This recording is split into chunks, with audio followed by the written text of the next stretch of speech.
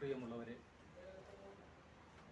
NEP 2020 നടപ്പിലാക്കുന്നതിൻ്റെ ഭാഗമായി കേരളത്തിൽ PM Shri സ്കൂളുകൾ നടപ്പിലാക്കാനുള്ള സർക്കാരിൻ്റെ തീരുമാനവും അത് സംബന്ധിച്ചുണ്ടാക്കിയ രഹസ്യാത്മകമായ ധാരണയും തുടർന്ന് ഭരണപക്ഷത്ത് തന്നെയുള്ള ഒരു കക്ഷിയായ CPI അതിന് നേരെ ഉയർത്തിയ എതിർപ്പും ഒക്കെ കൂടെ ചേർത്തുകൊണ്ട് NEP 2020 കേരളത്തിൽ വീണ്ടും ഒരു വലിയ ചർച്ചാ വിഷയമാക്കിയിരിക്കുകയാണ്. നമ്മൾ NEP 2020 കൂലങ്കക്ഷമായി ഈ സാഹചര്യത്തിൽ പരിശോധിക്കേണ്ടതുണ്ടെന്ന് തോന്നുന്നു. കാരണം നാളിതുവരെ ഇന്ത്യയിൽ നിലനിന്നിരുന്ന വിദ്യാഭ്യാസ പദ്ധതിയുമായി ഒരു സമ്പൂർണമായ വിട പറയൽ, ഒരു വഴിതിരിയലാണ് NEP 2020 നടക്കുന്നത്. നമ്മൾ ഇന്ത്യ മഹാരാജ്യത്തിൻ്റെ ചരിത്രം എടുത്തു നോക്കുകയാണെങ്കിൽ 1990 മുതൽ നവ ഉദാരവൽക്കരണ നയങ്ങൾ നടപ്പിലാക്കി തുടങ്ങി. അതുമായി ബന്ധപ്പെടുത്തി തന്നെ വിദ്യാഭ്യാസ മേഖലയിലും വ്യത്യാസമുണ്ടായിട്ടുണ്ട്, വിദ്യാഭ്യാസ നയങ്ങളിലും വ്യത്യാസമുണ്ടായിട്ടുണ്ട്. അപ്പോൾ വിദ്യാഭ്യാസത്തിന് നവ ഉദാരവൽക്കരണ നയങ്ങളുടെ കീഴിൽ കൊണ്ടുവരുന്ന ആദ്യത്തെ വിദ്യാഭ്യാസ നയം ഏതെന്ന് ചോദിച്ചാൽ 1986 രാജീവ് ഗാന്ധി ഗവൺമെൻറ്റിൻ്റെ കാലത്തുണ്ടായ വിദ്യാഭ്യാസ നയമാണ്. അതിനെ തുടർന്ന് നമ്മൾ പിന്നെ ഓരോ വിദ്യാഭ്യാസ നയത്തിലും കാണുന്നത് വിദ്യാഭ്യാസത്തിന് കച്ചവടവൽക്കരിക്കുക എന്ന ആ പ്രക്രിയ കൂടുതൽ ശക്തമാക്കിക്കൊണ്ടിരിക്കുന്നതാണ്.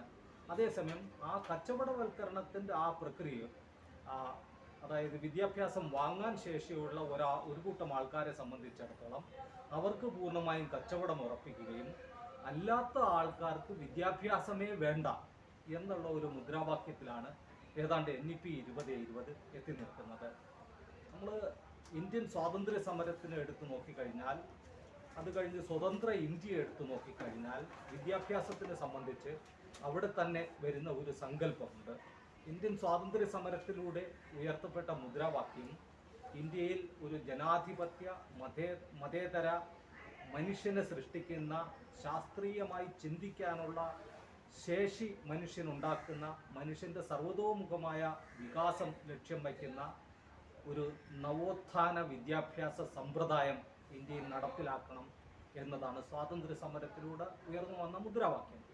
ഒരളവ് വരെ അതിനെ സാധൂകരിക്കുന്ന രീതിയിലുള്ള ഒരു വിദ്യാഭ്യാസ നയം പിൽക്കാലത്ത് ആവിഷ്കരിക്കുകയും ഇന്ത്യൻ വിദ്യാഭ്യാസം ദരിദ്രമായ ഒരു രാജ്യത്തുണ്ടാകുന്ന വിദ്യാഭ്യാസ സമ്പ്രദായം എന്നുള്ള നിലയിൽ ലോകത്ത് മുഴുവൻ ഒരളവ് വരെ പുകൾപെറ്റതായി തീരുകയും ചെയ്തു.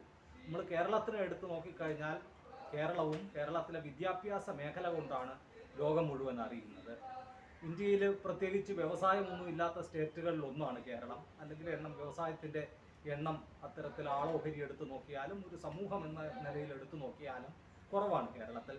പക്ഷേ എങ്കിൽ പോലും ഇന്ത്യയിലെ ഔദ്യോഗിക കണക്കുകൾ പ്രകാരം തന്നെ ആളോഹരി ഗ്രാമീണ തലത്തിലുള്ള ക്രയശേഷി ഏറ്റവും കൂടുതലുള്ളത് കേരളീയർക്കാണ്.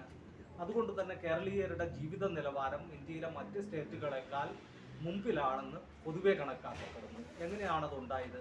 ആ നിലനിന്നിരുന്ന വിദ്യാഭ്യാസ രീതി അനുസരിച്ചുകൊണ്ട് കേരളത്തിൽ വിദ്യാഭ്യാസം നടത്തി വന്ന ആളുകൾ അവർ സ്കിൽഡ് ലേബറേഴ്സായി മാറുകയും അവർ വിദേശ രാജ്യങ്ങളിൽ പോകുകയും അധ്യാപകർ, ഡോക്ടർമാർ, നഴ്സുമാർ, സയൻറ്റിസ്റ്റുകൾ, പിന്നെ പല മേഖലയിലുമുള്ള സാങ്കേതിക വിദ്യയുമായി ബന്ധപ്പെട്ട് എഞ്ചിനീയറിംഗ് വിഭാഗത്തിൽപ്പെട്ട തൊഴിലാളികൾ ഇങ്ങനെ യൂറോപ്പ് മുതൽ അമേരിക്ക മുതൽ ഗൾഫ് വരെയുള്ള രാജ്യങ്ങളിലും പിന്നെ സിംഗപ്പൂരും ഇതുപോലുള്ള രാജ്യങ്ങളിലുമൊക്കെ പോയി അവിടെ നിന്ന് അയക്കുന്ന ഈ മണി ഓർഡറുകൾ വഴിയാണ് കേരളത്തിലെ ഈ സമ്പദ് വ്യവസ്ഥ കെട്ടിപ്പടുക്കപ്പെട്ടത്. അത് ഇന്ത്യയെ സംബന്ധിച്ചിടത്തോളം ഏറ്റവും കൂടുതൽ ക്രയശേഷിയുള്ള സമ്പദ്ഘടനയായി കേരളത്തിനെ മാറ്റുകയും ചെയ്തു. ഇപ്പോൾ അതിൻ്റെ മുകളിൽ മുഴുവൻ ചോദ്യങ്ങൾ ഉയർത്തിക്കൊണ്ടാണ് പുതിയ വിദ്യാഭ്യാസ നയം വരുന്നത്. അപ്പോൾ ഈ പുതിയ വിദ്യാഭ്യാസ നയം ഓരോ വിഷയങ്ങളെയും അല്ലെങ്കിൽ ഓരോ ഘട്ടത്തിലുമുള്ള വിദ്യാഭ്യാസത്തിന് എങ്ങനെ കാണുന്നു എന്നുള്ളത് നമ്മൾ കൂലങ്കക്ഷമായി പരിശോധിക്കേണ്ടതാണ്.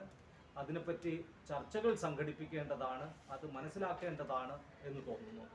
കാരണം ഈ പുതിയ വിദ്യാഭ്യാസ നയം 2020 വരുമ്പോൾ അത് ക്വാളിറ്റി എഡ്യൂക്കേഷൻ വളരെ ചുരുങ്ങിയ ഒരു ന്യൂനപക്ഷത്തിന് മാത്രമാക്കി ചുരുക്കുകയാണ് ചെയ്യുന്നത്.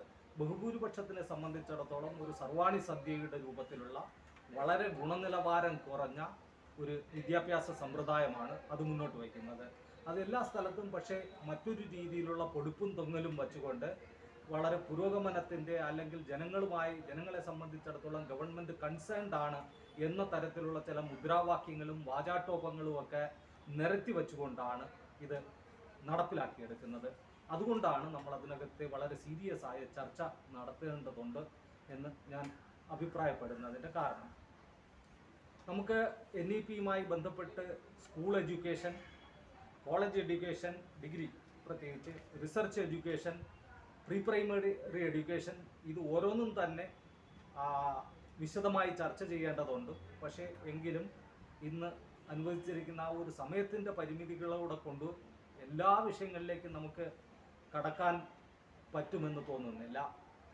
അതുകൊണ്ട് ചില വിഷയങ്ങൾ അതിൻ്റെ എസൻഷ്യൽ സാലിയൻ്റ് ഫീച്ചേഴ്സ് എടുത്തുകൊണ്ട് അത് ചർച്ച ചെയ്യുക എന്നുള്ളതാണ് ഞാൻ പ്രൈമറിയായി ഉദ്ദേശിക്കുന്നത്.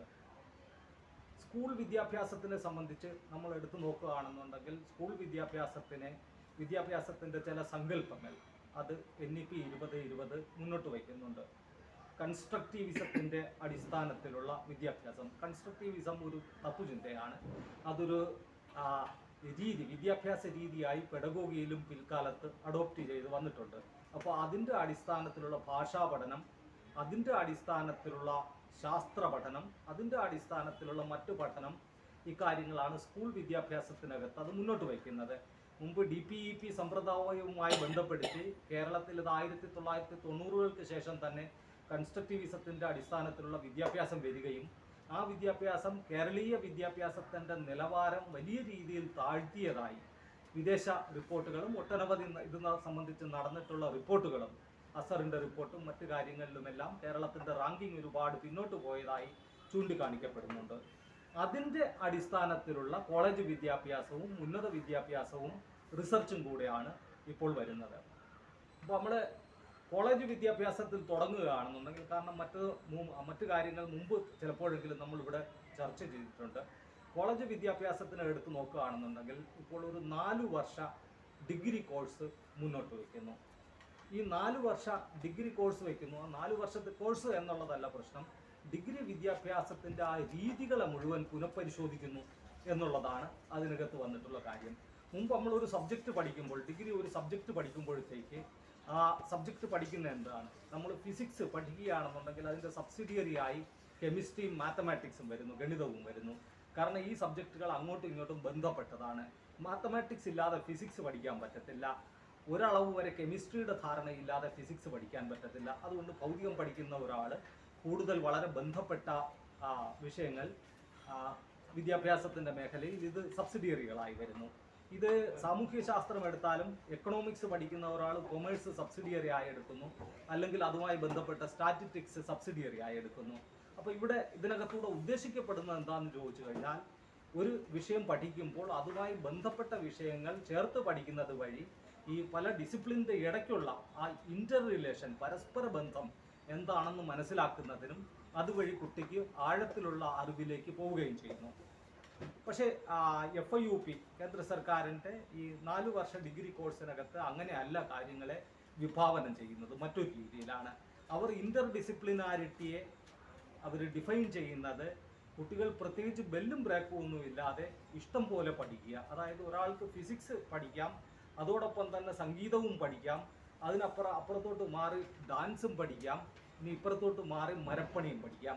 ഇത് തമ്മിൽ പ്രത്യേകിച്ച് ബന്ധമൊന്നുമില്ല. അപ്പോൾ ഇത്തരത്തിൽ നിങ്ങൾക്ക് ആവശ്യമുള്ള ഓരോ വിഷയത്തിനകത്തും നിങ്ങളുടെ ഒരു ബാങ്ക് അക്കൗണ്ടിൽ നിങ്ങൾക്ക് ക്രെഡിറ്റ് വരും. നിങ്ങൾ 100 രൂപ ഒരു സമയത്ത് കൊണ്ടിട്ടു, പിന്നെ 1000 കൊണ്ടിട്ടു, പിന്നെ 2000 കൊണ്ടിട്ടു, പിന്നെ വീണ്ടും 100 ഇട്ടു. അപ്പോൾ 3200 രൂപ വരുന്നത് പോലെ നിങ്ങൾക്ക് സംഗീതത്തിൽ പോയി 5 ക്രെഡിറ്റ് എടുക്കാം, പിന്നെ ഫിസിക്സിൽ പോയി 16 ക്രെഡിറ്റ് എടുക്കാം, കെമിസ്ട്രിയിൽ പോയി വേറൊരു ക്രെഡിറ്റ് എടുക്കാം, കോമേഴ്സിൽ പോയി വേറൊരു ക്രെഡിറ്റ് എടുക്കാം. ഇത് തമ്മിൽ പരസ്പര ബന്ധമൊന്നുമില്ല. ഇങ്ങനെ നിങ്ങൾക്ക് എന്തു വേണോ ആകാം. കോളേജിൽ പോയി ചില അധ്യാപകരോട് സംസാരിക്കുമ്പോൾ ഈ കുട്ടികൾ എവിടെയാണ് പഠിക്കുന്നത്, എന്താണ് പഠിക്കുന്നത് എന്നുള്ളതിനെപ്പറ്റി അധ്യാപകർക്ക് തന്നെ അത് ട്രാക്ക് ചെയ്യുന്നതിനോ അവർക്ക് മനസ്സിലാക്കുന്നതിനോ പറ്റുന്നില്ല. അപ്പോൾ ഇതിനകത്ത് ഇവർ മുന്നോട്ട് വയ്ക്കുന്ന സംഗതി എന്ന് പറയുന്നത് ഇൻ്റർ ഡിസിപ്ലിനാരിറ്റി എന്ന് പറയുന്ന സങ്കല്പമാണ്. ഇന്റർ ഡിസിപ്ലിനാരിറ്റി എന്ന് പറയുന്ന സങ്കല്പത്തിന് മുമ്പ് വിദ്യാഭ്യാസവുമായി ബന്ധമുള്ള വിദ്യാഭ്യാസ വിചക്ഷണന്മാരായ പല ആൾക്കാർ ഒരു കാലത്ത് സപ്പോർട്ട് ചെയ്തിട്ടുണ്ട്.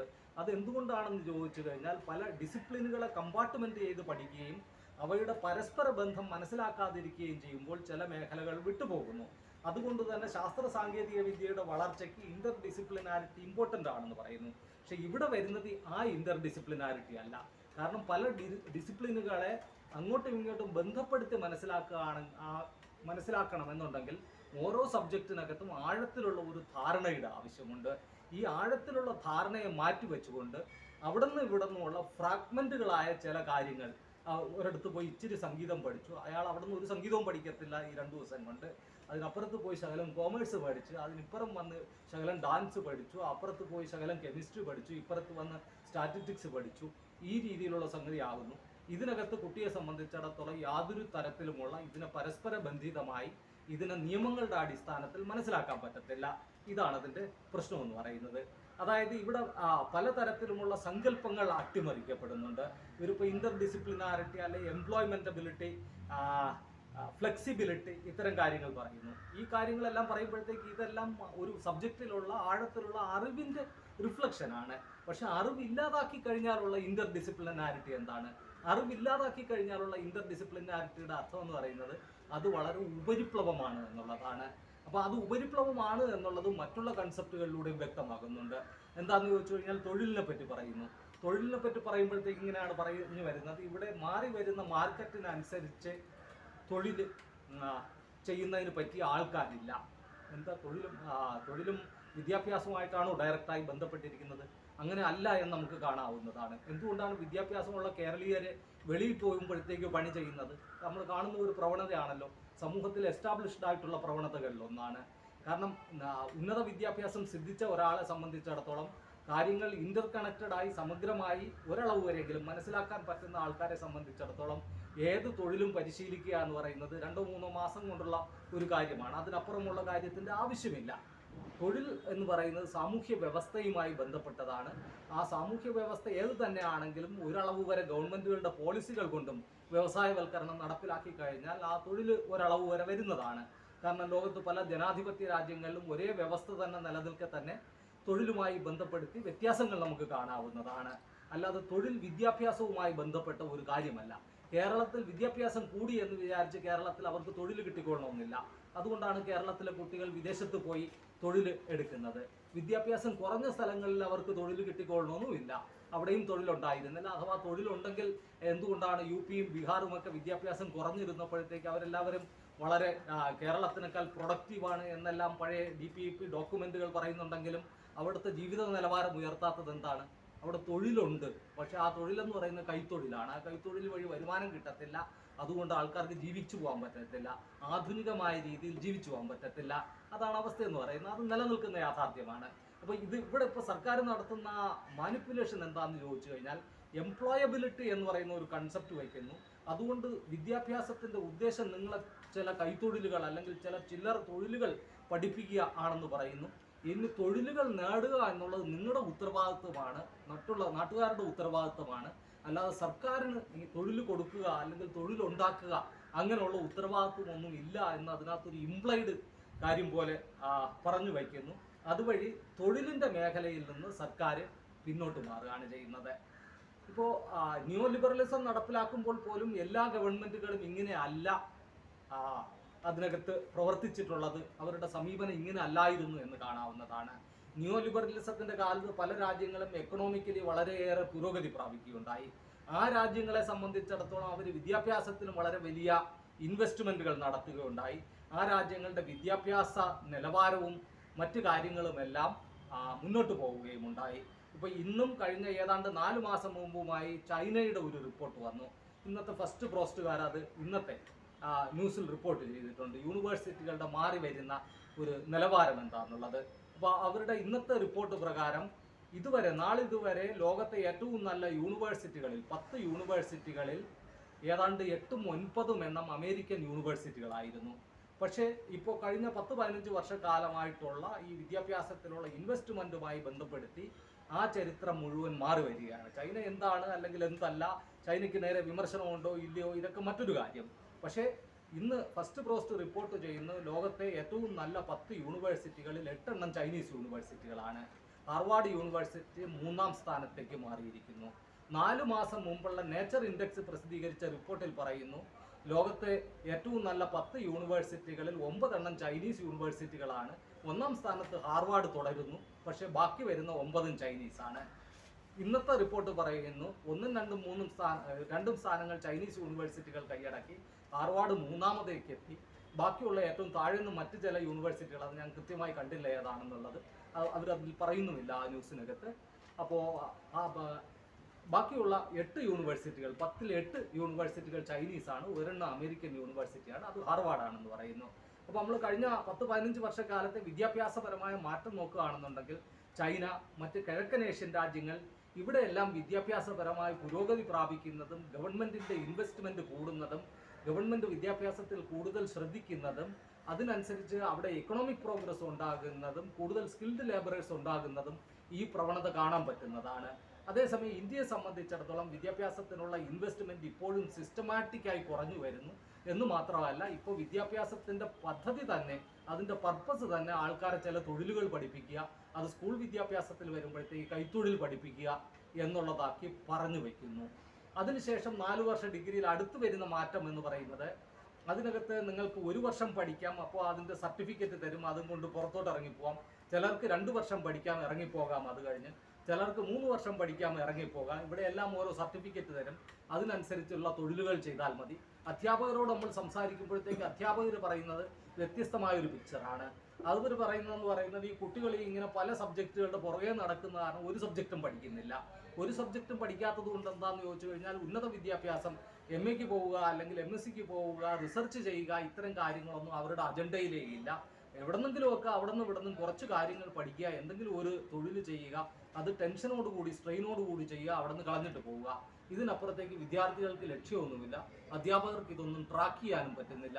ഇതാണ് പല കോളേജുകളിൽ പോയി അധ്യാപകരെ കണ്ട് സംസാരിക്കുമ്പോൾ അവരിൽ നിന്നും മനസ്സിലാക്കാൻ പറ്റുന്ന കാര്യമെന്ന് പറയുന്നത്. അപ്പോൾ അതായത് ഇവിടെ 4 വർഷ ഡിഗ്രി പദ്ധതി നടപ്പിലാക്കിക്കൊണ്ട് അതിനകത്തൂടെ ഗവൺമെൻറ് മുന്നോട്ട് വയ്ക്കുന്ന ആ സങ്കല്പം ഇതാണ്: ഇനി തൊഴിൽ കൊടുക്കുക, അല്ലെങ്കിൽ ഇന്ത്യയെ വ്യവസായവൽക്കരിക്കുക, ഇവിടെ വ്യവസായങ്ങൾ ഉണ്ടാക്കിയ ആൾക്കാർക്ക് തൊഴിൽ കൊടുക്കുക, അതിന് പറ്റിയ സ്കിൽഡ് ലേബറേഴ്സ് ഉണ്ടാക്കുക. അത്തരം ഒരു സങ്കല്പം തന്നെ ഗവൺമെൻറ് അങ്ങ് ഒഴിവാക്കുകയാണ്. അതൊന്നുമില്ല. നമ്മൾ ഇന്ന് ചില കൈത്തൊഴിലുകൾ, ചില ഇത്തരത്തിലുള്ള ചെറുകിട തൊഴിലുകൾ ഒക്കെ പരിശീലിപ്പിക്കും. നിങ്ങൾക്ക് വേണമെന്നുണ്ടെങ്കിൽ നിങ്ങൾ പോയി അത് തൊഴിൽ എടുത്തോളുക. അത് തൊഴിൽ കിട്ടുന്നോ ഇല്ലയോ എന്നുള്ളതൊക്കെ നിങ്ങളുടെ ഉത്തരവാദിത്വം. ഇങ്ങനെ പറഞ്ഞുകൊണ്ട് ഡിഗ്രി വിദ്യാഭ്യാസത്തിൻ്റെ, അതായത് നേരത്തെ പറഞ്ഞ റിനൈസൻസ് വിദ്യാഭ്യാസം, നവോത്ഥാന വിദ്യാഭ്യാസം, മനുഷ്യനെ മനുഷ്യനാക്കുന്ന ആ പ്രക്രിയ, ശാസ്ത്രീയമായി ചിന്തിക്കാൻ പഠിപ്പിക്കുന്ന ആ പ്രക്രിയ, സർവതോമുഖമായി വികാസം പ്രാപിച്ച മനുഷ്യനെ സൃഷ്ടിച്ചെടുക്കുന്ന പ്രക്രിയ, ഈ വിദ്യാഭ്യാസത്തിൻ്റെ ഡിക്ലെയർഡായ നാളിതുവരെ നൂറ്റാണ്ടുകളായി ഡെവലപ്പ് ചെയ്ത തുടർന്നു വരുന്ന ആ പ്രക്രിയയെ സബ്വേർട്ട് ചെയ്യുക, അതിനെ അട്ടിമറിക്കുക. ഇതാണ് ഗവൺമെൻറ് നടപ്പിലാക്കുന്നത് ഡിഗ്രി വിദ്യാഭ്യാസത്തിനെ സംബന്ധിച്ചിടത്തോളം. ഇത് പക്ഷേ പലയിടത്തും നടത്തുന്നതെന്ന് പറയുന്നത് ഈ പറഞ്ഞതുപോലെ വളരെ വിപ്ലവകരമായ ചില സ്ലോഗൻസ് ഒക്കെ ഉയർത്തിക്കൊണ്ടാണ്. ഇന്റർ ഡിസിപ്ലിനാരിറ്റി, ഫ്ലെക്സിബിലിറ്റി, എംപ്ലോയബിലിറ്റി, ഇതൊക്കെ പറഞ്ഞുകൊണ്ടാണ്. എന്നിട്ട് ഇന്റർ ഡിസിപ്ലിനാരിറ്റിയുടെ മീനിങ് എന്താണ് എന്നുള്ളത് മാറ്റുന്നു. മുമ്പും കുറേ കാലമായി ഗവൺമെൻറ്റുകൾ ചെയ്തുകൊണ്ടിരിക്കുന്ന എങ്ങനെയാണ്. ഇപ്പോൾ യൂണിവേഴ്സിറ്റികളെ സംബന്ധിച്ചിടത്തോളം നിങ്ങൾക്ക് എല്ലാവർക്കും അറിയാം, യൂണിവേഴ്സിറ്റികളുടെ ആട്ടോണമി എന്ന് പറയുന്നത് നിലനിന്നിരുന്ന ഒരു സങ്കല്പമാണ്. ആട്ടോണമിയുടെ അണ്ടർസ്റ്റാൻഡിങ് എന്താണ്, ധാരണ എന്താണ്? ആട്ടോണമിയുടെ ധാരണ ഇതാണ്: വിദ്യാഭ്യാസത്തിനെ സംബന്ധിച്ചിടത്തോളം, യൂണിവേഴ്സിറ്റികളെ സംബന്ധിച്ചിടത്തോളം അതിന് ഫണ്ട് ചെയ്യുന്നതിനുള്ള ഉത്തരവാദിത്വം എപ്പോഴും ഗവൺമെൻറ്റിൻ്റെതാണ്. അത് പബ്ലിക് ടാക്സിൽ നിന്ന് വിദ്യാഭ്യാസത്തിന് ഫണ്ട് ചെയ്യുന്നു. പക്ഷേ വിദ്യാഭ്യാസം ഒരിക്കലും ഭരണകൂടത്തിൻ്റെ സബ്സർവിയൻ്റ് ആവരുത്. വിദ്യാഭ്യാസം ജനാധിപത്യപരമാകണം, നവോത്ഥാന സ്പിരിറ്റ് ഉൾക്കൊള്ളുന്നതാകണം. അതുകൊണ്ട് വിദ്യാഭ്യാസത്തിൻ്റെ കണ്ടന്റ് എന്താണ്, അതിനകത്ത് എന്ത് പഠിപ്പിക്കണം, എങ്ങനെ പഠിപ്പിക്കണം എന്നുള്ളത് നിശ്ചയിക്കുന്ന വിദ്യാഭ്യാസ സ്ഥാപനങ്ങൾ അല്ലെങ്കിൽ അക്കാഡമിക് ബോഡികളാണ്. അത് യൂണിവേഴ്സിറ്റികളുടെ അക്കാഡമിക് ബോഡികളാകാം, അല്ലാത്ത അക്കാഡമിക് ബോഡികളാകാം. അതായത് അതിൻ്റെ കണ്ടന്റും പെഡഗോഗിയും ഒക്കെ നിശ്ചയിക്കുന്നതിന് വേണ്ടിയുള്ള ആട്ടോണമി വിദ്യാഭ്യാസ സ്ഥാപനങ്ങൾക്കും അക്കാഡമിക് ബോഡികൾക്കുമുണ്ട്. ഗവൺമെൻറ്റുകളെ സംബന്ധിച്ചിടത്തോളം ഗവൺമെൻറ് ഫണ്ട് ചെയ്യും. ഇതാണ് ആട്ടോണമിയുടെ ക്ലാസിക്കലായി നിലനിൽക്കുന്ന, നമ്മളെല്ലാവരും ഡിമാൻഡ് ചെയ്തിരുന്ന സങ്കല്പം. ഇപ്പോൾ പക്ഷേ സർക്കാർ ആട്ടോണമി നടപ്പിലാക്കുന്നു. ഇന്നല്ല, കഴിഞ്ഞ 10 വർഷമായി ആട്ടോണമി നടപ്പിലാക്കുന്നു. ആ ആട്ടോണമിയുടെ അർത്ഥം എന്താണ്? ആ ആട്ടോണമിയുടെ അർത്ഥം ഇതാണ്: വിദ്യാഭ്യാസത്തിനകത്ത് എന്ത് പഠിപ്പിക്കണം എന്നുള്ളത് സർക്കാർ നിശ്ചയിക്കും, കണ്ടന്റും പെഡഗോഗിയും സർക്കാർ നിശ്ചയിക്കും. ഫണ്ട് നിങ്ങൾ പിരിച്ചെടുത്തോളൂ ആ നാട്ടുകാരിൽ നിന്ന്. പണ്ട് കോളേജിൽ പഠിച്ചിരുന്ന ആൾക്കാരിൽ നിന്നും സ്കൂളുകളിൽ പഠിച്ചിരുന്ന ആൾക്കാരിൽ നിന്നും അലൂമിനി അസോസിയേഷൻ ഉണ്ടാക്കിയും അല്ലെങ്കിൽ നാട്ടുകാരിൽ നിന്നുമായി നിങ്ങൾ പിരിച്ചെടുത്ത് ഫണ്ട് കണ്ടുപിടിച്ചോളുക. പക്ഷെ എന്ത് പഠിപ്പിക്കണം, എങ്ങനെ പഠിപ്പിക്കണം എന്നുള്ളത് സർക്കാർ ഡിക്റ്റേറ്റ് ചെയ്യും. അപ്പോൾ ആട്ടോണമിയുടെ അർത്ഥം നേർ വിപരീതമായി. എങ്ങനെയാണോ ക്ലാസിക്കൽ റിനൈസൻസിലൂടെ വിദ്യാഭ്യാസത്തിൻ്റെ ലക്ഷ്യവുമായി ബന്ധപ്പെടുത്തി ആട്ടോണമിയുടെ സങ്കല്പം ഉയർന്നു വന്നത്, അതിൻ്റെ ജസ്റ്റ് ആപ്പോസിറ്റായി. അപ്പോൾ ഈ രീതിയിലാണ് ഓരോ സങ്കല്പങ്ങൾ തന്നെയും സബ്വെർട്ട് ചെയ്യപ്പെടുന്നത്. കോളേജ് എഡ്യൂക്കേഷനെ സംബന്ധിച്ചിടത്തോളം ഓരോ സബ്ജക്റ്റുകളിലുള്ള ഡിസ്റ്റോർഷൻ എങ്ങനെയാണ് അത് നോക്കുന്നതും വളരെ പ്രധാനമാണ്. നമ്മളിപ്പോൾ ചരിത്രം, അത് ഞാൻ 1-2 ഉദാഹരണങ്ങളെ പറയുന്നുള്ളൂ, അതിനപ്പുറത്തേക്ക് പോകുന്നതിന് നമ്മുടെ സമയം പെർമിറ്റ് ചെയ്യുന്നില്ല. ഇപ്പോൾ ചരിത്രം എടുത്തു നോക്കുകയാണെന്നുണ്ടെങ്കിൽ കോളേജ് വിദ്യാഭ്യാസത്തിൻ്റെ ചരിത്രം ഇപ്പോൾ അവതരിപ്പിക്കുന്നത് ഇന്ത്യ ചരിത്രം ഒരു കൂട്ടം ഉത്തരേന്ത്യക്കാരുടെ ചരിത്രമാണ് എന്ന നിലയിലാണ്. ദക്ഷിണേന്ത്യക്ക് ചരിത്രമില്ല, ഇന്ത്യയിലെ ദളിത് മുസ്ലിം വിഭാഗങ്ങൾക്ക് ചരിത്രമില്ല, മുഗൾ രാജവംശത്തിൻ്റെ ചരിത്രം പാഠപുസ്തകങ്ങളിൽ നിന്നും ഒഴിവാക്കുന്നു, ബുദ്ധിസ്റ്റ് ചരിത്രമോ ജൈന ചരിത്രമോ ഇല്ല. അപ്പോൾ ഇത്തരത്തിൽ ആ ചരിത്രം മുഴുവൻ ഡിസ്റ്റോർട്ട് ചെയ്തുകൊണ്ട് തങ്ങളുടെ ഒരു പൊളിറ്റിക്കൽ അജണ്ട സ്ഥാപിച്ചെടുക്കുന്നതിന് വേണ്ടിയുള്ള ഒരു ചെറിയ വിഭാഗത്തിൻ്റെ ചരിത്രം മാത്രമാണ് ഉള്ളത്. അപ്പോൾ ആ ചരിത്രം ഈ രീതിയിൽ ഡിസ്റ്റോർട്ട് ചെയ്യുന്നു. കുട്ടികൾ അത് പഠിച്ചാൽ മതി, കണ്ടന്റ് സർക്കാർ നിശ്ചയിക്കും. ശാസ്ത്രം എടുത്തു നോക്കുക. ശാസ്ത്രം എടുത്തു നോക്കിക്കഴിഞ്ഞാൽ ഡാർവിനിസം ഒഴിവാക്കുന്നു, അല്ലെങ്കിൽ അതിൻ്റെ ഇമ്പോർട്ടൻസ് കുറയ്ക്കുന്നു. ഒറ്റയടിക്കുന്ന ഡാർവിനിസം എടുത്തു കളയാൻ പറ്റത്തില്ല, പക്ഷെ ഡാർവിനിസം പഠിപ്പിക്കുന്ന ക്ലാസ്സുകൾ മുകളിലോട്ടുള്ളതാക്കുന്നു. താഴെ ക്ലാസ് അവിടെ തന്നെ പഠിപ്പിക്കുമ്പോൾ അത് ഒരു സെൻറ്റൻസിനപ്പുറത്തേക്ക് പോകാതിരിക്കാൻ ഏറെ ശ്രദ്ധിക്കുന്നു. മെൻ്റലിയഫിൻ്റെ ആവർത്തന പട്ടിക എടുത്തു കളയുന്നു. അതിൻ്റെ എല്ലാ അർത്ഥം എന്താണ്? ഡാർവിനിസത്തിൻ്റെ ചരിത്രപരമായ പ്രാധാന്യം, പ്രത്യേകിച്ചും റിനൈസൻസുമായി ബന്ധപ്പെടുത്തി അതിൻ്റെ പ്രാധാന്യത്തിനേക്കാൾ ഉപരി ഡാർവിനിസം ലോകത്ത് ചർച്ചാ വിഷയമായിട്ടുള്ളത്, ഡാർവിനിസം വീണ്ടും വിദ്യാഭ്യാസത്തിൽ കൊണ്ടുവരണം എന്ന് അമേരിക്കൻ ഐക്യനാടുകളിൽ ചർച്ചാ വിഷയമായിട്ടുള്ളത് 2-3 സാഹചര്യങ്ങളിലാണ്. 1950-കളിൽ സോവിയറ്റ് യൂണിയൻ അന്ന് സ്പുട്നിക് ഉപഗ്രഹം വിടുന്നതോടുകൂടി, സ്പുട്നിക് മൊമെൻ്റ് എന്നാണത് പറയുന്നത്, അമേരിക്ക വരണ്ടു. കാരണം സോവിയറ്റ് യൂണിയൻ സയൻസിലും ശാസ്ത്ര സാങ്കേതിക വിദ്യയിലും മുന്നേറുന്നു, അമേരിക്ക താഴോട്ട് പോകുന്നു. ഇങ്ങനെ ഒരു സങ്കല്പം വരികയും അതിനെ ബൈപ്പാസ് ചെയ്യുന്നതിന് വേണ്ടിയുള്ള, അത് പരിഹരിക്കുന്നതിന് വേണ്ടിയുള്ള, ചാടിക്കടക്കുന്നതിന് വേണ്ടിയുള്ള ഒരു മാർഗം അന്വേഷിക്കുകയും ചെയ്തപ്പോൾ അവിടെ ചർച്ചാ വിഷയമായ ചില കമ്മിറ്റികൾ തന്നെ റിപ്പോർട്ട് ചെയ്യപ്പെട്ട പ്രധാനപ്പെട്ട കാര്യങ്ങളിലൊന്ന് ഡാർവിനിസം പഠിപ്പിക്കണമെന്നാണ്. കാരണം സൃഷ്ടിവാദം മാത്രം പഠിപ്പിച്ച് ഒരു വശം മാത്രം പഠിച്ചു പോകുന്ന കുട്ടികൾക്ക് ബുദ്ധിശക്തി ഉണ്ടാകുന്നില്ല, അത് വേണ്ട രീതിയിൽ വികസിക്കുന്നില്ല. വിരുദ്ധമായ അഭിപ്രായങ്ങൾ ചർച്ച ചെയ്യുന്നതിനും ഡിബേറ്റ് നടക്കുന്നതിനുമുള്ള ഒരു അന്തരീക്ഷം ഉണ്ടാക്കണം. ഇത് അന്ന് വന്ന നിർദ്ദേശങ്ങളിലൊന്നാണ്. 1970-കളിൽ വീണ്ടും അമേരിക്കൻ ഐക്യനാടുകൾ സാമ്പത്തിക പ്രതിസന്ധിയിലൂടെ കടന്നു പോകുമ്പോൾ ഈ പ്രതിസന്ധിയുടെ പരിഹാരം എന്നുള്ള നിലയിൽ വീണ്ടും ഡാർവിനിസം പഠിപ്പിക്കണം എന്ന മുദ്രാവാക്യം വന്നു. ഒരളവ് വരെ നടപ്പിലാക്കുകയൊക്കെ ചെയ്തിട്ടുണ്ട്. ഇതിനിടയിൽ 2008-ലെ പ്രതിസന്ധിയിലും ഈ 2008-ലെ പ്രതിസന്ധി എങ്ങനെ പരിഹരിക്കണം അല്ലെങ്കിൽ എങ്ങനെ മറികടക്കാം എന്നുള്ളതുമായി ബന്ധപ്പെട്ട് വീണ്ടും ഡാർവിനിസം പഠിപ്പിക്കണം എന്നുള്ള മുദ്രാവാക്യം വന്നു. കാരണം നമ്മൾ റിനൈസൻസ് വിദ്യാഭ്യാസം എന്ന് പറയുമ്പോഴത്തേക്ക് അത് മതേതരമാണ്, അത് ഏതെങ്കിലും ഭൗതികേതരമായ എൻറ്റിറ്റികളെ അംഗീകരിക്കാത്ത ശാസ്ത്രത്തിനെ അംഗീകരിക്കുന്ന വിദ്യാഭ്യാസമാണ്. അങ്ങനെയാണെന്നുണ്ടെങ്കിൽ എന്ത് കാര്യവും ശാസ്ത്രീയമായി തെളിയിക്കപ്പെട്ടതാകണം. മനുഷ്യൻ എങ്ങനെ ആവിർഭവിച്ചു അല്ലെങ്കിൽ ഈ ജീവപ്രപഞ്ചം എങ്ങനെ ആവിർഭവിച്ചു എന്നുള്ളതിന് ശാസ്ത്രീയമായ തെളിവുകളുള്ള സയൻറ്റിഫിക് ലോജിക്കിന് മുന്നിൽ നിൽക്കുന്ന ഡാർവിനിസം അല്ലാതെ മറ്റു കാര്യങ്ങളൊന്നും ഇല്ല എന്നുള്ളതാണ് ഇന്നത്തെ അവസ്ഥ എന്ന് പറയുന്നത്. അങ്ങനെയാണെങ്കിൽ നിങ്ങൾക്ക് എങ്ങനെയാണ് ഡാർവിനിസം പഠിപ്പിക്കാതിരിക്കാൻ പറ്റുന്നത്? ഇതുപോലെ മെൻ്റലിയഫിൻ്റെ ആവർത്തന പട്ടിക മാറ്റുന്നു. അതിനകത്തൂടെ മുന്നോട്ട് വയ്ക്കുന്ന സങ്കല്പം എന്താണ്? ആവർത്തന പട്ടികയിലൂടെ നമ്മൾ മൂലകങ്ങളെ തിരിക്കുന്നു. ആ മൂലകങ്ങളെ തിരിക്കുമ്പോഴത്തേക്ക് അതിൻ്റെ അറ്റോമിക് നമ്പറാണ് അതിൻ്റെ ഫാക്ടർ, അതിൻ്റെ അടിസ്ഥാനത്തിലാണ് മാറ്റുന്നത്. അതായത് അറ്റോമിക് നമ്പർ മാറുന്നതനുസരിച്ച് മൂലകങ്ങളുടെ സ്വഭാവം വ്യത്യാസം വരുന്നു.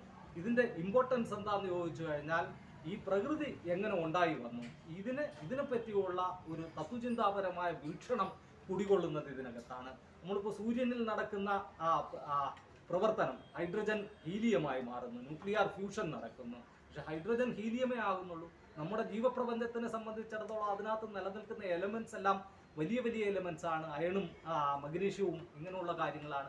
അപ്പോൾ ഇതെവിടെ ഉണ്ടായി? ഇത് 3rd ജനറേഷൻ സ്റ്റാറുകളിലാണ് ഉണ്ടാകുന്നത്.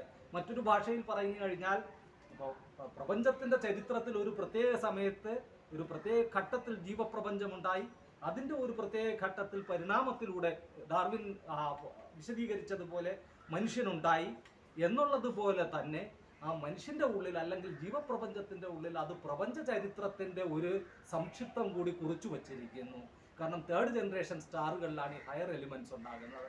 അപ്പം പഴയ സ്റ്റാറുകൾ ഇല്ലാതായി പോവുകയും അവിടെ നിന്ന് പുതിയ സ്റ്റാറുകൾ വരികയും ആ ചരിത്രം കൂടി മനുഷ്യന്റെ ഉള്ളിൽ അല്ലെങ്കിൽ ജീവന്റെ ഉള്ളിൽ, ജീവപ്രപഞ്ചത്തിന്റെ ഉള്ളിൽ കടത്തി വച്ചിരിക്കുന്നു എന്നുള്ളതാണ്.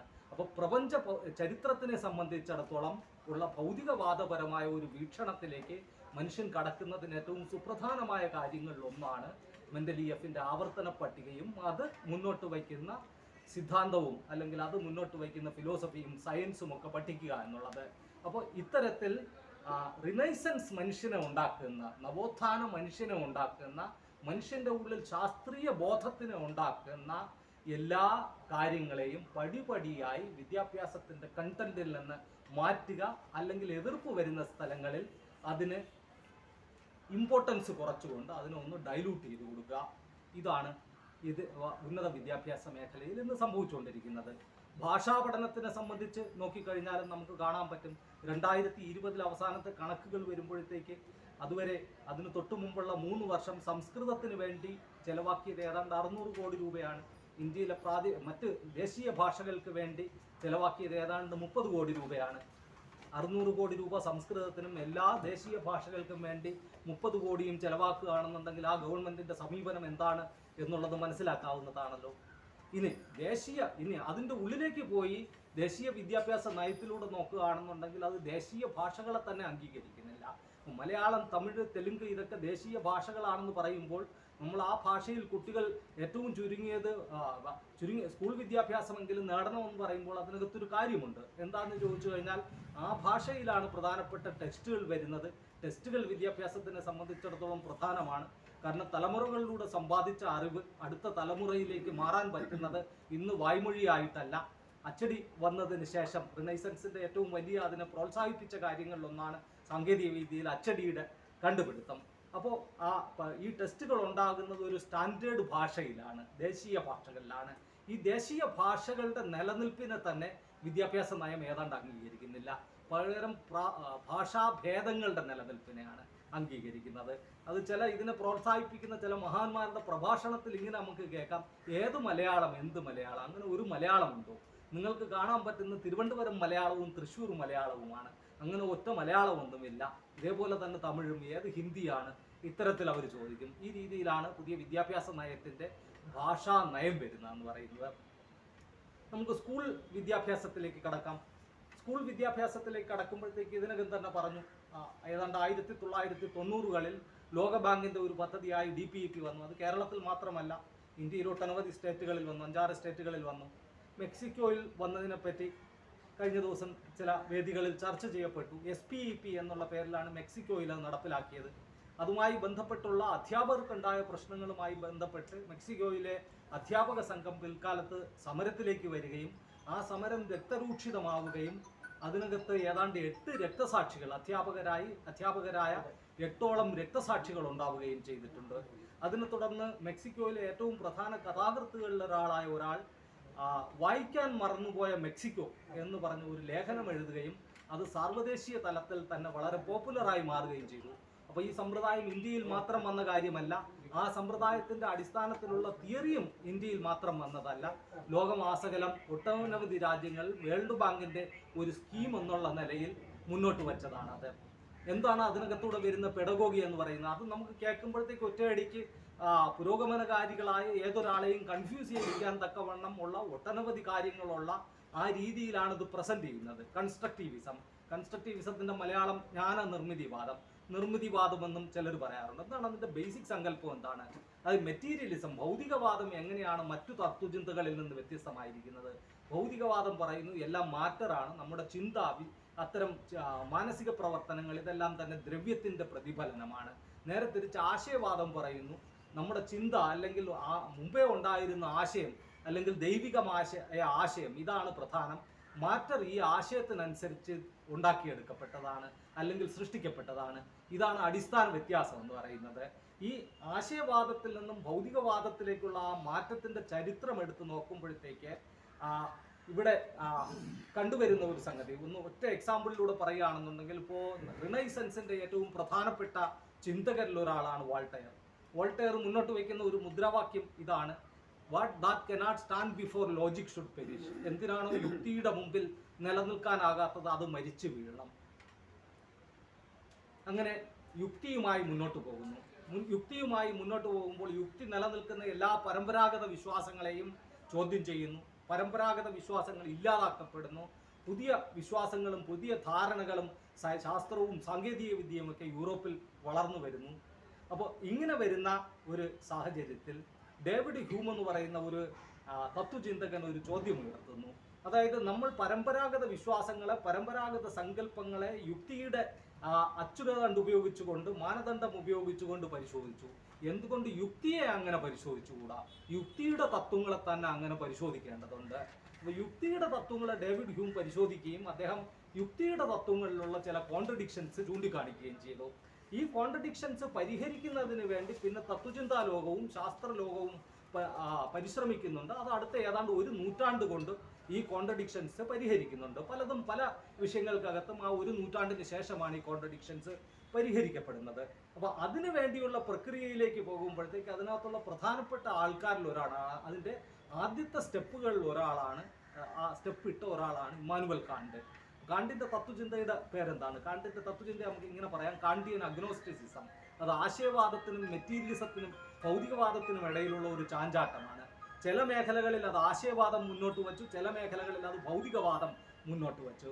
അപ്പോൾ അത് പ്രപഞ്ചത്തിന്റെ നിലനിൽപ്പിനെ പറ്റി ഭൗതികവാദപരമായി പറഞ്ഞു. ഈ പ്രപഞ്ചം ദൈവം സൃഷ്ടിച്ചതല്ലെന്നും ഈ പ്രപഞ്ചത്തിനെ സംബന്ധിച്ചിടത്തോളം ശാസ്ത്രീയ നിയമങ്ങളും യുക്തിയും നിലനിൽക്കുന്നതാണെന്നും മാത്തമാറ്റിക്സ് കേവലം യുക്തിഭദ്രമാണെന്നും കാണ്ട് സിദ്ധാന്തിച്ചു. അതേസമയം റിലീജിയൻ, മൊറാലിറ്റി, എത്തിക്സ് ഇങ്ങനെ തുടങ്ങിയ മേഖലകൾ കാണ്ട് ആശയവാദത്തിന് വേണ്ടി വിട്ടുകൊടുത്തു. അപ്പോൾ രണ്ടുകൊണ്ട് കാണ്ടിൽ, അതുകൊണ്ടാണ് കാണ്ടിനെ അഗ്നോസ്റ്റിക് എന്ന് പറയുന്നത്. പക്ഷെ കാണ്ടിന്റെ ബേസിക് സങ്കല്പം വരുന്നത് മനുഷ്യൻ കാര്യങ്ങളെ മനസ്സിലാക്കുന്നത് മനുഷ്യന്റെ തലച്ചോറിനകത്തിരിക്കുന്ന ഒരു ഇന്റേണൽ സ്ട്രക്ചർ വഴിയാണ്.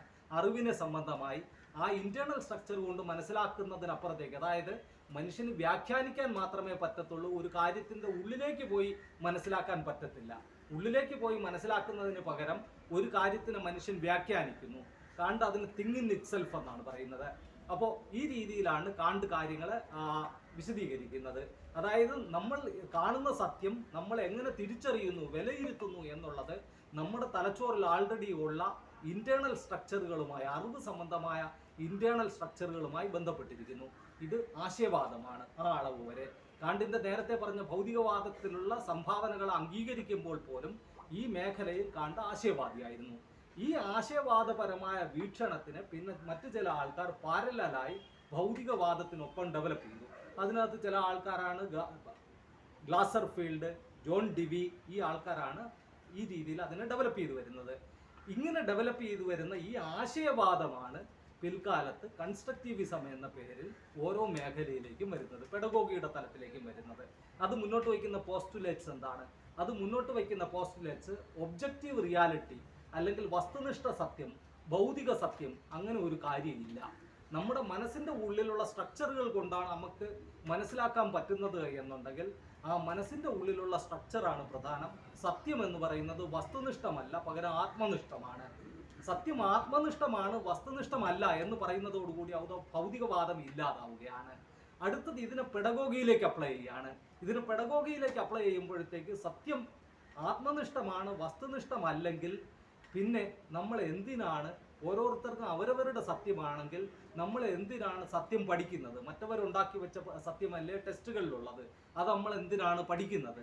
അപ്പോൾ അതുകൊണ്ട് അവിടെ ഒരു പുതിയ സങ്കല്പം വരുന്നു. കുട്ടികൾ അവരുടെ അറിവ് കണ്ടെത്തുന്നു, അവരുടെ സത്യം കണ്ടെത്തുന്നു. എല്ലാവർക്കും അക്സെപ്റ്റബിളായ സത്യമില്ല, അവരുടെ സത്യം കണ്ടെത്തുന്നു. ആ കണ്ടെത്തുന്നതിന് വേണ്ടി അത് കണ്ടെത്തൽ പഠനത്തിലൂടെയാണ് അത് നടത്തുന്നത്. ഇങ്ങനെ ഒരു സങ്കല്പം മുന്നോട്ട് വയ്ക്കുന്നു. ഇതിന്റെ അപകടം എന്താണെന്ന് ചോദിച്ചു കഴിഞ്ഞാൽ, നമുക്ക് എല്ലാവർക്കും സ്വീകാര്യമായ സത്യങ്ങൾ ഇല്ലെങ്കിൽ നമുക്ക് സാമൂഹ്യത്തിൽ ഒരു തരത്തിലുമുള്ള പ്രവർത്തനം നടത്താൻ പറ്റത്തില്ല. ഇപ്പോൾ ജാതി നിലനിൽക്കുന്നു, ജാതിയെ പരിഹരിക്കണമെന്നുണ്ടെങ്കിൽ അതൊരു സാമൂഹ്യ പ്രശ്നമാണ്. ഞാനൊരു ഉദാഹരണത്തിന് പറഞ്ഞതാണ്. ഒരു സാമൂഹ്യമായ പ്രക്രിയയിലൂടെയാണ് നമുക്ക് ജാതി ഇല്ലാതാക്കാൻ പറ്റുന്നത്. ജാതി ഉള്ളവന് ജാതി ഉണ്ട്, ഇല്ലാത്തവനില്ല. ഇതൊരു വ്യക്തിയെ സംബന്ധിക്കുന്ന സത്യമാണ്, അല്ലെങ്കിൽ ആത്മനിഷ്ഠ സത്യമാണ് എന്ന് പറഞ്ഞാലോ, ഒരു സമൂഹത്തിന് ഒന്നിച്ച് ആ വിഷയം പരിഹരിക്കുന്നതിന് വേണ്ടി ഒന്നും ചെയ്യാനില്ല. കാരണം ജാതി വേണ്ടവർക്കാകാം, ജാതി വേണ്ടാത്തവർക്ക് വേണ്ട എന്നുള്ളതായി അതിൻ്റെ അർത്ഥം എന്ന് പറയുന്നത് ഭരണകൂടം നിലനിൽക്കുന്നു, ഭരണകൂടത്തിന് ഒരു സ്വഭാവമുണ്ട്, ആ ഭരണകൂടം മാറണമോ വേണ്ടോ, എല്ലാവർക്കും ആപ്ലിക്കബിളായ സത്യം ഇല്ലെങ്കിൽ ആ ഭരണകൂടം മാറാനോ മാറാതിരിക്കാനോ ഒന്നും പറ്റത്തില്ല. അതായത് നിലനിൽക്കുന്നത് അതുപോലെ നിലനിൽക്കും. കാരണം എല്ലാവർക്കും അതിനെപ്പറ്റി ഒരു ഒറ്റ നിഗമനത്തിൽ എത്താൻ പറ്റത്തില്ല.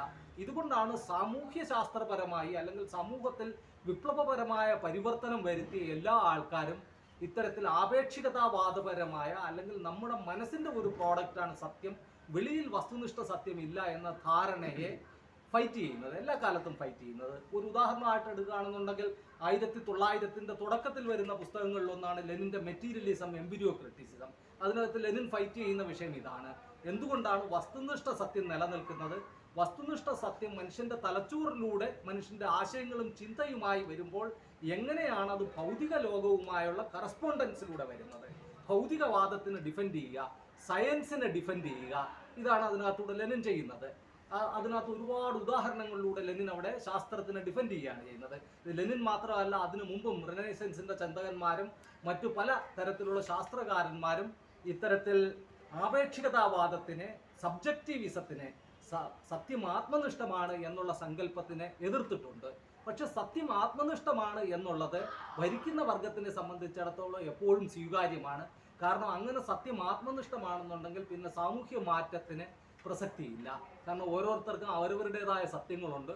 നിങ്ങളിവിടെ ചൂഷണം ഇല്ലെന്ന് വിചാരിച്ചാൽ പ്രശ്നമില്ല, ഇവിടെ ജാതി ഇല്ലെന്ന് നിങ്ങളങ്ങ് വിചാരിച്ചാൽ പ്രശ്നമില്ല. ഇതൊന്നും സാമൂഹ്യ സത്യങ്ങളല്ല, ഇതൊന്നും നമുക്ക് വെളിയിലുള്ള സത്യങ്ങളല്ല, ഇതെല്ലാം നമ്മുടെ ഉള്ളിലുള്ള സത്യങ്ങളാണ്. ഇതിനെയാണ് പെഡഗോഗിയിലേക്ക് കൊണ്ടുവരുന്നത്. പെഡഗോഗിയിലേക്ക് കൊണ്ടുവരുമ്പോഴത്തേക്ക് പെഡഗോഗിയിൽ അവർക്ക് ചില നിലനിൽക്കുന്ന ഏജോൾഡായ സങ്കല്പങ്ങളെ, ശാസ്ത്രം ശരിയാണെന്ന് തെളിയിച്ച ഒരുപാട് സങ്കല്പങ്ങളെ അട്ടിമറിക്കേണ്ടതുണ്ട്. അങ്ങനെ അട്ടിമറിച്ചാൽ മാത്രമേ ഇത്തരത്തിലൊരു സബ്ജക്റ്റീവ് സങ്കല്പത്തിനെ നാട്ടിൽ സ്വീകാര്യമാക്കി എടുക്കാൻ പറ്റത്തുള്ളൂ. അപ്പോൾ അതിനുവേണ്ടി ഒട്ടനവധിയായ സിദ്ധാന്തങ്ങൾ ഇതിൻ്റെ ആൾക്കാർ മുന്നോട്ട് വച്ചു. ആദ്യം അവർ വളച്ചൊടിക്കുന്ന ഒരു സങ്കല്പം ഓർമ്മയും ബുദ്ധിയും തമ്മിലുള്ള ബന്ധത്തിനെ പറ്റിയാണ്.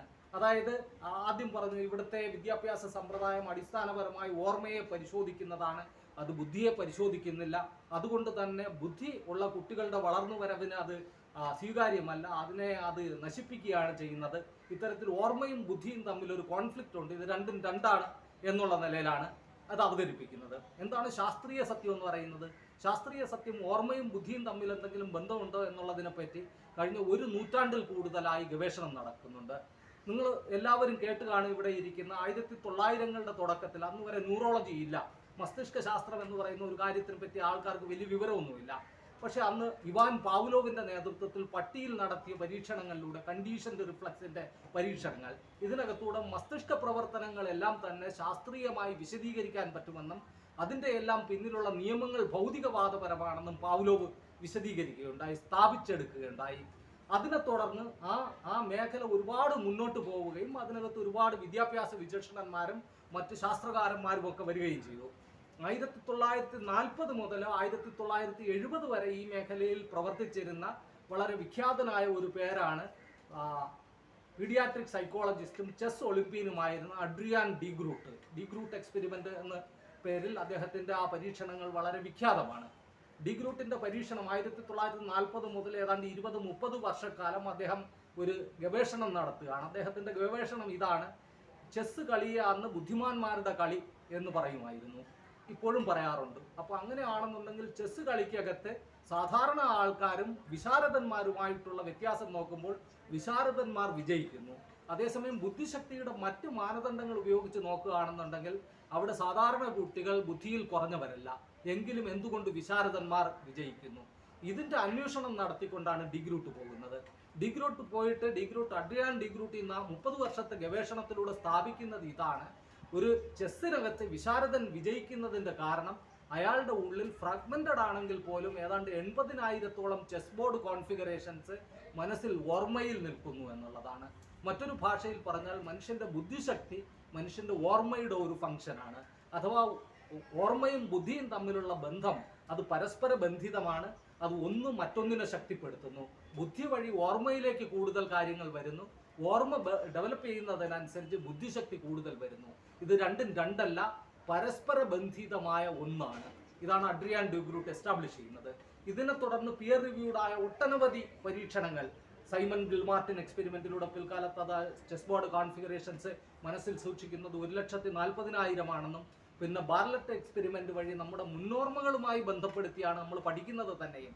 അത് അമേരിക്കൻ ഇതിഹാസങ്ങളുമായി ബന്ധപ്പെടുത്തി ഒരാൾക്കൊരു കഥ വായിച്ചു കേൾപ്പിക്കുന്നു, ആ കഥ അയാൾ എഴുതുന്നു കേട്ടത്, എന്നിട്ട് അത് കേട്ട് മറ്റൊരാൾ വീണ്ടും എഴുതുന്നു. ഇങ്ങനെ ഒരു സീരീസ് ഓഫ് ആൾക്കാരിലൂടെ ഒരു കഥ ആൾക്കാർ മാറി പോകുന്നു. ഒരാൾ കേൾക്കുന്നു, അയാൾ എഴുതുന്നു, അതും എഴുതിയത് മറ്റൊരാൾ വായിക്കുന്നു, അയാൾക്ക് കഥ അറിയത്തില്ല.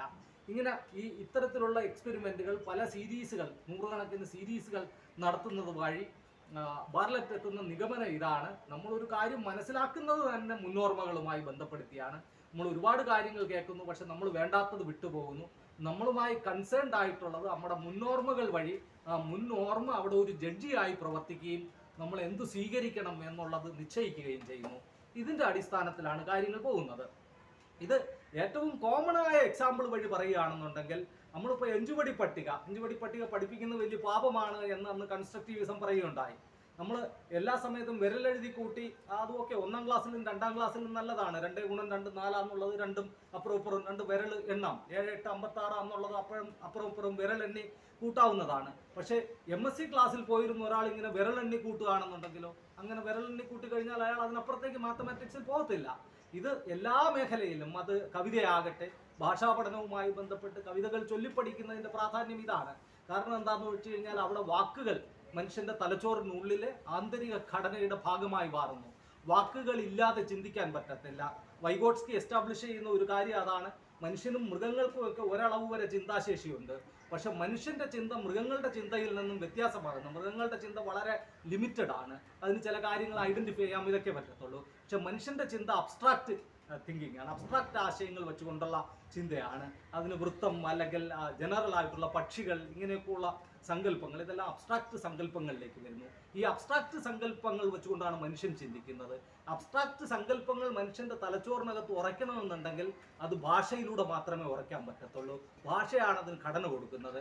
അതായത് ചിന്തയിൽ നിന്ന് ഭാഷ ഉണ്ടാകുകയല്ല, ഭാഷ ഉണ്ടെങ്കിൽ മാത്രമേ ചിന്തിക്കാൻ പറ്റത്തുള്ളൂ. ന്യൂറോ സയന്റിഫിക്കായി വൈഗോട്സ്കി എസ്റ്റാബ്ലിഷ് ചെയ്യുന്ന കാര്യങ്ങളിലൊന്നും അതാണ്. അപ്പോൾ ഇവിടെ ഇനി പെഡഗോഗിയിലേക്ക് വരുമ്പോൾ എന്താണ് ചെയ്യുന്നതെന്ന് ചോദിച്ചു കഴിഞ്ഞാൽ, ഈ ബന്ധത്തിനെ ഇല്ലാതാക്കിക്കൊണ്ട് ആദ്യമേ തന്നെ കുട്ടികൾ കാര്യങ്ങളെ ഹൃദിസ്ഥമാക്കുന്ന ആ ഒരു രീതി ശാസ്ത്രവിരുദ്ധമാണ് എന്ന് പറഞ്ഞുകൊണ്ട് അതിനെ അങ്ങ് ഇല്ലാതാക്കി. ഇതോടുകൂടി പ്രശ്നം എന്താണെന്ന് ചോദിച്ചു കഴിഞ്ഞാൽ, ഒരു കുട്ടിയെ സംബന്ധിച്ചിടത്തോളം ആ കുട്ടിക്ക് ഒരു പരിധിക്കപ്പുറത്തേക്ക് മുന്നോട്ട് പോകാൻ പറ്റില്ല എന്നുള്ളതാണ് അവിടെ ഉറപ്പാക്കപ്പെടുന്നത്. നമ്മളെ സംബന്ധിച്ചിടത്തോളം മനുഷ്യനെ സംബന്ധിച്ചിടത്തോളം മനുഷ്യന്റെ തലച്ചോറിൽ എങ്ങനെയാണ് മനുഷ്യന്റെ അറിവ് നിലനിൽക്കുന്നത്, ധാരണകൾ നിലനിൽക്കുന്നത്, ഇതിനെ സംബന്ധിച്ചും ശാസ്ത്രീയമായ ഒട്ടനവധി പഠനങ്ങൾ ഉണ്ടായിട്ടുണ്ട്. ഇത് നിലനിൽക്കുന്നതിനെ പറ്റി ഇന്ന് പൊതുവെ വിശദീകരിക്കുന്ന സ്കീമ തിയറി ഉപയോഗിച്ചുകൊണ്ടാണ്.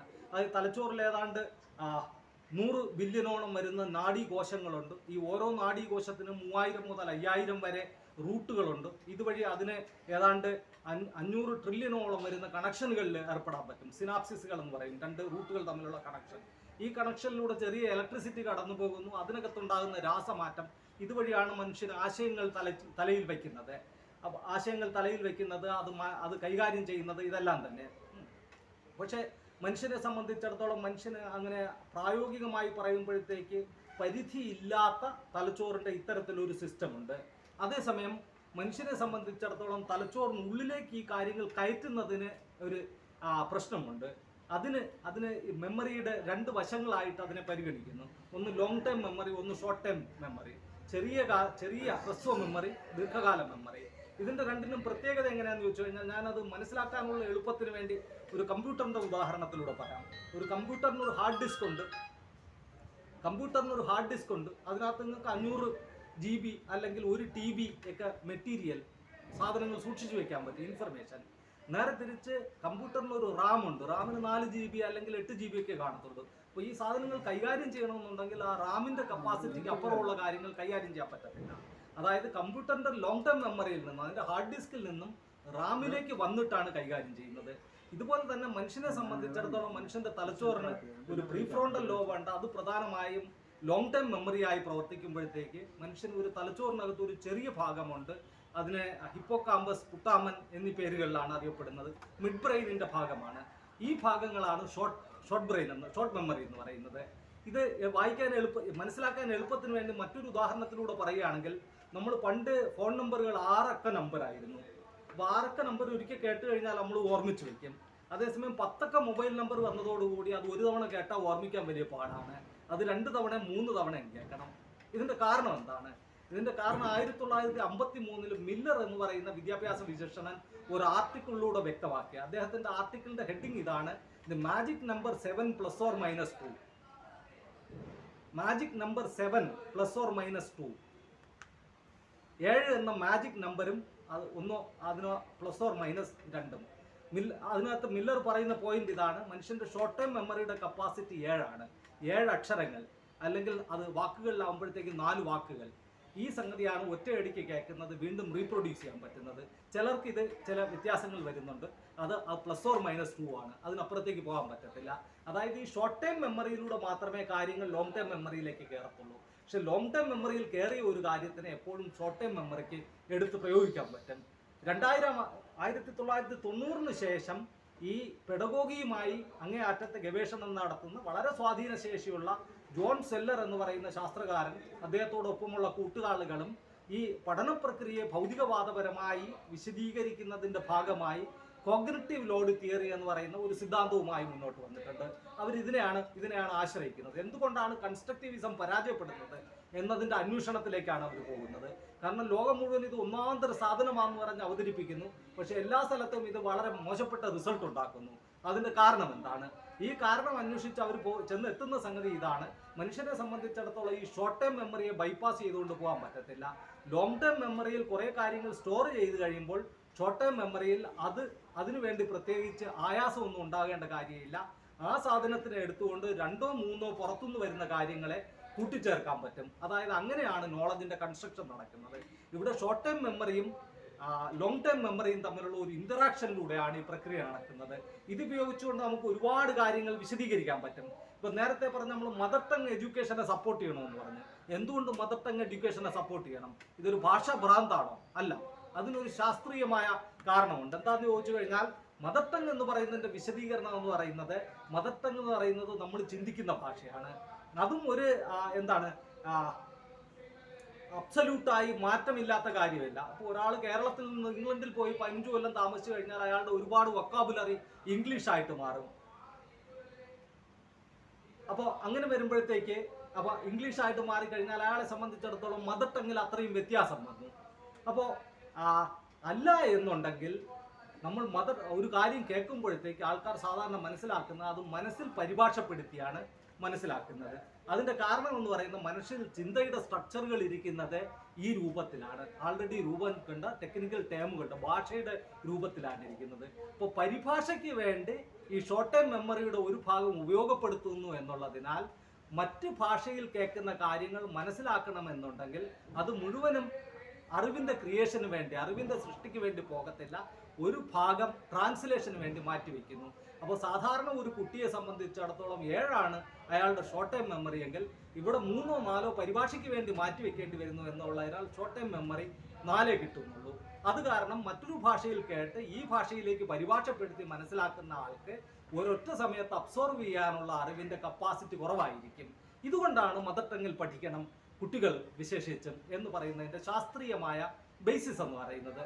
അപ്പോൾ ഇത്തരത്തിൽ ഞാനിത് പറഞ്ഞു വന്ന എന്തിനാണെന്ന് ചോദിച്ചു കഴിഞ്ഞാൽ, അപ്പോൾ 1990-കൾക്ക് ശേഷം ഇത്തരത്തിൽ മനുഷ്യന്റെ പഠന പ്രക്രിയയെ സംബന്ധിച്ചും ഇത്തരത്തിൽ ഒരുപാട് ഗവേഷണം നടക്കുകയും ഇതെല്ലാം തന്നെ എങ്ങനെയാണ് ഭൗതികവാദപരമായ രീതിയിൽ വിശദീകരിക്കാൻ പറ്റുന്നത് എന്നുള്ളതിനെ സംബന്ധിച്ച് സുവ്യക്തമായ ധാരണകൾ ഉണ്ടാക്കുകയും ചെയ്തിട്ടുണ്ട്. ഇതിനെ ഒന്നൊന്നായി തന്നെ സബ്വേർട്ട് ചെയ്തുകൊണ്ടാണ് ഇത്തരത്തിൽ ആശയവാദപരമായ ഒരു പ്രത്യയശാസ്ത്രവും അതിൻ്റെ അടിസ്ഥാനത്തിലുള്ള ഡിസ്റ്റോർട്ടഡായ സയന്റിഫിക് സങ്കല്പങ്ങളും അതിൻ്റെ അടിസ്ഥാനത്തിലുള്ള വളരെ ഡിസ്റ്റോർട്ടഡായ പ്രബോധനപരമായ രീതികളും മുന്നോട്ട് വരുന്നത്. ഇത് വിദ്യാഭ്യാസത്തിനെ സംബന്ധിച്ചിടത്തോളം പുതിയ വിദ്യാഭ്യാസ നയത്തിനെ 2020 ഈ വിദ്യാഭ്യാസ നയത്തിനെ നമുക്ക് 2 വാക്കുകളിൽ പറയുകയാണെന്നുണ്ടെങ്കിൽ ഇങ്ങനെ പറയാം: നവോത്ഥാന മനുഷ്യൻ സർവതോമുഖമായി വികസിച്ച മനുഷ്യനെ പറ്റിയുള്ള സങ്കല്പങ്ങളാണ് മുന്നോട്ട് വച്ചിരുന്നതെങ്കിൽ ഒരു ചുരുക്കം വരുന്ന ആൾക്കാരെ, അവർക്ക് ഉന്നത തൊഴിലുകൾ വേണ്ടി വരുന്ന ചുരുക്കം വലിയ പഠിച്ച വിദ്യാർത്ഥികളെ ഉണ്ടാക്കുകയും ബാക്കിയുള്ള ഒരു സമൂഹത്തിന് മുഴുവൻ എങ്ങനെ മന്ദബുദ്ധികളാക്കാം എന്നുള്ളതുമാണ് ഇന്ന് സർക്കാർ നടത്തിയിരിക്കുന്ന ഗവേഷണം. എന്തിന് ഒരു 20 കൊല്ലം മുമ്പ് ഇന്ത്യയെ സംബന്ധിച്ചിടത്തോളം ഇന്ത്യയിൽ ഇൻഡസ്ട്രിയലൈസേഷൻ ഉണ്ടാകുമെന്ന്, ഇന്ത്യ മുന്നോട്ട് പോകുമെന്നുമുള്ള ആ ഒരു സങ്കല്പങ്ങൾ പോലും ഗവൺമെൻറ് ഒഴിവാക്കിയതായും ആണ് ഇത്തരത്തിൽ ആൾക്കാരുടെ ഉത്തരവാദിത്വമാണ് തൊഴിൽ കണ്ടെത്തുക. ആ തൊഴിലിനെ തന്നെ കൈത്തൊഴിലുകളാക്കി സ്കൂളിൽ അത് തെങ്ങുകയറ്റം മുതൽ മുടിവെട്ട് വരെയുള്ള കാര്യങ്ങളെ പറ്റിയാണ് പറഞ്ഞിരുന്നതെങ്കിൽ കോളേജുകളിൽ അത് കച്ചവടം നടത്തുന്നതിനെ പറ്റിയും ഏജൻസി പണിയെ പറ്റിയൊക്കെയാണ് പറയുന്നത്. ഇവരുടെ ഇന്റർ ഡിസിപ്ലിനാരിറ്റിയുടെ സങ്കല്പം എന്ന് പറയുന്നത് ഫിസിക്സ് പഠിക്കുന്ന ഒരാൾ ഭൗതികമായിട്ടുള്ള ഒരു സാധനത്തിനെ വിൽക്കുകയാണെന്നിരിക്കട്ടെ, ഒരു കടയിൽ നിന്ന് വിൽക്കുകയാണെന്നിരിക്കട്ടെ, അപ്പോൾ അയാൾക്ക് ഭൗതികവും വേണം കൊമേഴ്സും വേണ്ടേ എന്നാണ് ചോദിക്കുന്നത്. അതായത് പുതിയ വിദ്യാഭ്യാസ നയം ഒരാളെ പറ്റി സങ്കല്പിക്കുമ്പോൾ അയാളുടെ പരമാവധിയായി സങ്കല്പിക്കുന്ന ഒരു കടയിൽ നിൽക്കുന്ന വിൽപ്പനക്കാരനെ പറ്റിയാണ്. അതിനപ്പുറം ഒരു വ്യക്തി വികസിക്കണം അല്ലെങ്കിൽ വളരണം എന്നുള്ളത് പുതിയ വിദ്യാഭ്യാസ നയത്തിനെ സംബന്ധിച്ചിടത്തോളം സങ്കല്പത്തിലില്ല എന്നതാണ് പ്രശ്നം. അപ്പോൾ ഇതാണ് നമ്മളെ സംബന്ധിച്ചിടത്തോളം ചർച്ച ചെയ്യപ്പെടേണ്ടുന്ന പ്രശ്നം. എനിക്ക് സമയത്തിൻ്റെ ആ ഒരു പരിധി കഴിഞ്ഞതായിട്ട് എനിക്ക് ഇതിനകം അറിയിപ്പ് കിട്ടിയിരിക്കുന്നു. അപ്പോൾ ഞാൻ ഇവിടെ അത് ചുരുക്കുകയാണ്. കാരണം ഈ പുതിയ വിദ്യാഭ്യാസ നയത്തിനെ സംബന്ധിച്ചിടത്തോളം നവോത്ഥാന വിദ്യാഭ്യാസത്തിനെ ഇഷ്ടപ്പെടുന്ന, വിദ്യാഭ്യാസത്തിൻ്റെ പർപ്പസ്, അതിൻ്റെ ഉദ്ദേശ ലക്ഷ്യം മാൻ മേക്കിംഗ് ആണെന്ന് കരുതുന്ന, സർവ്വതോമുഖമായി വികാസം സിദ്ധിച്ച മനുഷ്യനെ സൃഷ്ടിക്കുകയാണ് വിദ്യാഭ്യാസത്തിൻ്റെ ലക്ഷ്യം എന്ന് കരുതുന്ന എല്ലാ മനുഷ്യസ്നേഹികളും ഇതിനെ എതിർക്കേണ്ടതുണ്ട്. ഇതിനെ മാറ്റി ജനാധിപത്യ വിദ്യാഭ്യാസം പ്രോത്സാഹിപ്പിക്കുന്ന, നവോത്ഥാന വിദ്യാഭ്യാസം പ്രഖ്യാപിക്കുന്ന ഒരു നയം ഇവിടെ കൊണ്ടുവരേണ്ടതുണ്ട്. അതിനുവേണ്ടി ഒന്നിക്കണമെന്നും എല്ലാവരോടും ഈ വിഷയത്തിൽ ചർച്ചകളിൽ ഏർപ്പെടണമെന്നും അഭ്യർത്ഥിക്കുന്നു. നന്ദി.